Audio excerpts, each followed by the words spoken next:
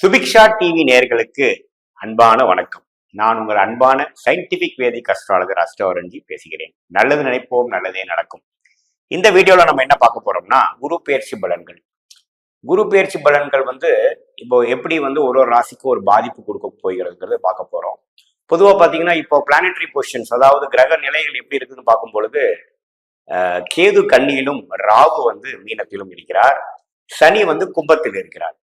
இந்த 3 ஆண்டு கிரகத்துல எந்த விதத்திலையும் ஒரு மாற்றங்கள் இருக்க போறதில்லை அடுத்த 12 மாதங்களுக்கு. அதாவது மே 1ஆம் தேதி 2024 இருந்து அடுத்து வரக்கூடிய மே 2025 வரைக்கும் இருக்கக்கூடிய காலகட்டத்தை நம்ம இப்ப பார்க்க போறோம். அதுல ஒரே கிரகமாகிய ஒரு ஆண்டு கிரகம் இடம் மாறுற கிரகம் என்னன்னு கேட்டீங்கன்னா குருதான். குருதான் ஒரு பெயர்ச்சி பெறக்கூடிய ஒரு கிரகமாக இந்த காலகட்டத்துல இருக்குங்க.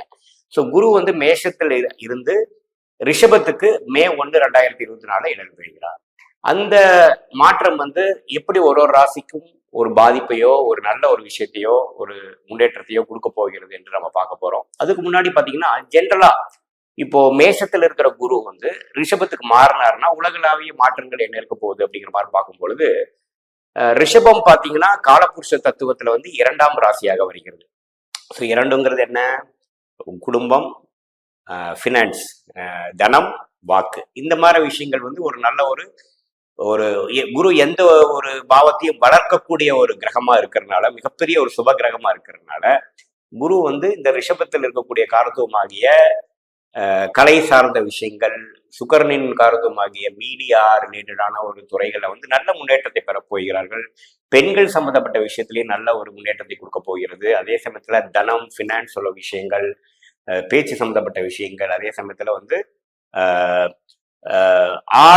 ஆடை அலங்காரத்தில் இருக்கக்கூடிய ஆடம்பரமான சில விஷயங்களா இருக்கு பாத்தீங்களா, அது மாதிரி விஷயங்கள்லாம் நல்ல ஒரு ஏற்றத்தை பெறக்கூடிய ஒரு காலகட்டமாக இருக்க போகுது. ஜென்ரலாவே சுக்கிரன்ல குரு வரும் பொழுது, சுக்கிரனோட வீடாகிய ரிஷபத்துல குரு வரும் பொழுது அந்த ரிஷப ராசி திக்பலம் பெறுகிறது, சுபத்துவம் பெறுகிறது. ஸோ அந்த ரிஷபராசியோட காரத்துவங்கள் எல்லாமே கொஞ்சம் உலகளாவிய விஷயத்துல எல்லாமே கொஞ்சம் நல்ல ஒரு முன்னேற்றத்தை பெற போகிறதுன்னு பார்க்க போறோம். யாரு இது மாதிரி துறையில இருக்கிறாங்களோ, நான் சொன்ன சுக்கிரனின் துறைகளாகிய டெக்ஸ்டைல்ஸ், மீடியா, கலைத்துறை, அதே மாதிரி பார்த்தீங்கன்னா ஃபினான்ஸ், அது மாதிரி விஷயங்கள் எல்லாம் பார்த்தீங்கன்னா நல்ல முன்னேற்றம். வண்டி, வாகனம், வீடு, ஆடம்பரமான சில விஷயங்கள், அதுல ஒரு நல்ல முன்னேற்றத்தை பெறக்கூடிய ஒரு வாய்ப்புகள் கண்டிப்பாக இந்த வருஷம் இருக்கு.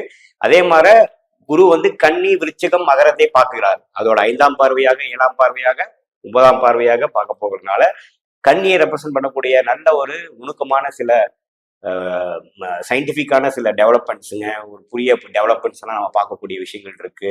அதே சமயத்துல விருச்சிகம், மகரத்துல எல்லாம் வரும்பொழுது பாத்தீங்கன்னா நல்ல ஒரு ரிசர்ச் அண்ட் டெவலப்மெண்ட் துறையில ஒரு புதிய கண்டுபிடிப்பு விஷயத்திலையும் புதிய தொழில், புதிய வேலை வாய்ப்பு எல்லாம் கொடுக்கக்கூடிய ஒரு நல்ல ஒரு ஆண்டாக நாம இந்த குரு பயிற்சி கொடுக்கக்கூடிய ஒரு ஆண்டாக நாம 2024 மே மாதத்திலிருந்து 2025 மே வரைக்கும் நாம எதிர்பார்க்கலாம். ரிஷப ராசிக்காரருக்கு இந்த குரு பயிற்சி எந்த ஒரு பலனை கொடுக்க போகுதுன்னு பார்க்க போறோம்.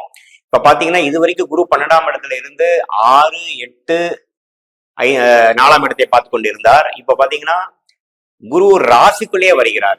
7ஆம் இடம் சுபத்துவம் அடைகிறது, 5ஆம் இடம் சுபத்துவம் அடைகிறது, பாக்கியஸ்தானம் என்று சொல்லப்படுகிற 9ஆம் இடம் சுபத்துவம் அடைகிறது.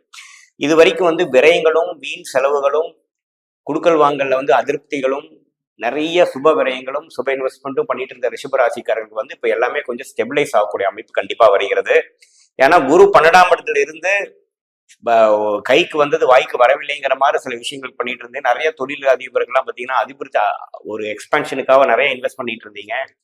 சில வீடு கட்டுறவங்க, இது மாதிரி சில அழகுபடுத்தக்கூடிய விஷயங்கள், வசதிப்படுத்தக்கூடிய விஷயத்துக்காக நிறைய நாம சுப விரயங்கள் பண்ணதெல்லாம் கட்டுக்குள்ள வரக்கூடிய ஒரு குரு பயிற்சியாக இந்த ரிஷபராசிக்காரர்கள் இருக்கு. மாணவர்களுக்கு இது வரைக்கும் கொஞ்சம் டிஸ்ட்ராக்ஷனா இருக்குது, கான்சென்ட்ரேஷன் இஷ்யூஸ் இருக்குது, கொஞ்சம் படிப்புல அந்த அளவு ஃபோக்கஸ் வரல அப்படிங்கிறவங்களுக்கு பாத்தீங்கன்னா ராசிக்குள்ளேயே குரு நல்ல ஒரு மனம் நிம்மதியும், ஒரு கான்பிடென்ஸும், ஒரு நிலைத்த தன்மையும் கொடுக்கக்கூடிய ஒரு அமைப்பு கண்டிப்பாக குரு ராசிக்குள்ள வரப்போல் கொடுக்குதுங்க. அதே சமயத்துல சனி 10ஆம் இடத்துல இருக்கிறது ஒன்றும் தப்பு இல்லை. அதே சமயத்துல 11ஆம் இடத்துல இருக்கக்கூடிய ராகு தசை நடக்கும் பொழுது நல்ல லாபத்தை கொடுக்கக்கூடிய அமைப்பு உண்டு. அதே சமயத்துல இப்ப குரு 5ஆம் இடத்தை பார்ப்பதனால் இது வரைக்கும் சைல்டுக்காக, ஒரு குழந்தை பேருக்காக எதிர்பார்த்துட்டு இருந்தவங்க, முயற்சி எடுத்துட்டு இருந்தவங்களுக்குலாம் ஒரு நல்ல பலன் கொடுக்கக்கூடிய ஒரு அமைப்பு உண்டு. இல்லற வாழ்க்கையில வந்து இதுவரைக்கும் இருந்த கருத்து வேறுபாடுகள்லாம் கொஞ்சம் குறைந்து ஓரளவுக்கு நல்ல அன்பு பாராட்டக்கூடிய ஒரு அமைப்பு கொடுக்குதுங்க. ஒரு தொழில் பண்ணலாம், ஒரு புதிய பார்ட்னர்ஷிப் எதிர்பார்க்குறவங்களுக்குலாம் ஒரு நல்ல அமைப்பு வரக்கூடிய அமைப்புக்கு திடீர்னு ஒரு நபர் வந்து உங்களுக்கு ஒரு நல்ல ஒரு ஆப்பர்ச்சுனிட்டி கொடுக்கக்கூடிய அமைப்பு ரிஷபராசிக்கார தொழிலதிபர்களுக்கு நல்லாவே கிடைக்கக்கூடிய அமைப்பு உண்டு. அதே சமயத்துல நம்ம பூர்வீகத்துல சம்மந்தப்பட்டது அப்பா சம்மந்தப்பட்ட விஷயத்துல வந்து கொஞ்சம் தடைகள் இருக்கு. அது மாதிரி சில விஷயங்கள்லாம் பார்த்தீங்கன்னா அப்பா விஷயங்களும் கொஞ்சம் பெட்டரா இருக்கும். அவங்களோட ஹெல்த் இஷ்யூஸ்லாம் கொஞ்சம் ஸ்டெபிலைஸ் ஆகக்கூடிய விஷயங்கள் இருக்கு.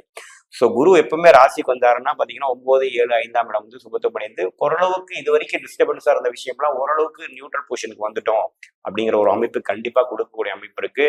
அதே பார்த்தீங்கன்னா குரு திசை ராகு திசை நடந்துருக்கு மாதிரி தான் இந்த பயிற்சி பயங்கரமா இருக்கும். ஏன்னா ராகு ஆல்ரெடி பார்த்தீங்கன்னா 11ஆம் இடத்துல இருக்கிறார். ராகு திசையில இருக்கிறவங்க இப்போ குரு திசையை நடக்கிறவங்க பார்த்தீங்கன்னா இது வரைக்கும் விரயத்தை கொடுத்துட்டு இருந்தவர் வந்து இப்போ நல்லாவே வந்து மனசுல ஒரு அமைதியும் நல்ல ஒரு ஒரு ஸ்டெபிளைஸ்டு மைண்ட் சொல்லக்கூடிய அடுத்த ஒரு வருஷம் 2 வருஷத்துக்கு ஒரு திட்டத்தை தீட்டி செயல்படுத்தக்கூடிய ஒரு பக்குவமான ஒரு மனநிலை கிடைக்கக்கூடிய ஒரு அம்சங்கள் உண்டு.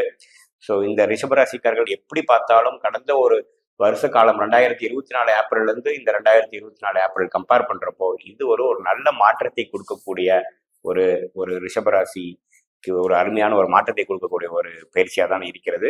இது வந்து ஒரு மதிப்பெண் அளவில் சொல்லணும் அப்படின்னு பார்த்தீங்கன்னா 100க்கு ஒரு 70 மதிப்பெண்கள் பெறக்கூடிய ஒரு பலாபலங்களுக்குள்ள ஒரு குரு பயிற்சி பலன்களா இருக்குதுங்க.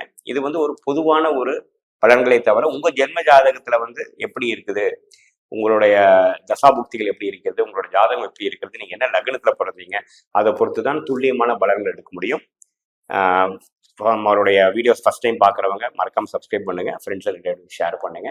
மீண்டும் மற்றொரு காணொலியில் சந்திப்போம். நன்றி, வணக்கம்.